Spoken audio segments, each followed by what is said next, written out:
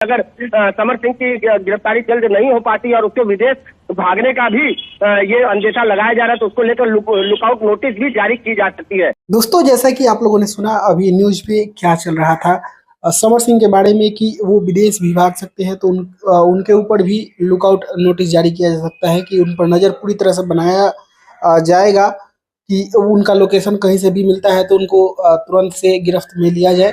बाकी सारे तरह से कार्रवाई चल रही है और जो कुछ भी अपडेट निकल कर आता है मैं आप लोगों को बताऊंगा। पब्लिक का जो डिमांड है वो यही है कि इसका जांच हो और जो भी दोषी हो उसको सजा मिले। ना सिर्फ पब्लिक का बल्कि भोजपुरी के कलाकारों का, तमाम कलाकारों का, निरहुआ का भी बयान आप लोगों ने सुना है। सेम बयान उन्होंने भी दिया है और देखिए अब आगे क्या होता है। बाकी दोस्तों, इसके बारे में आप लोग क्या कहना चाहते हैं कमेंट बॉक्स में जरूर से बताइएगा। और इसी के साथ मैं इस वीडियो को यहीं पर खत्म करता हूँ। आप लोग इस वीडियो को लाइक करिएगा, शेयर करिएगा। मैं मिलूंगा आप लोगों से एक नए वीडियो में। तब तक के लिए जय हिंद, जय भोजपुरी।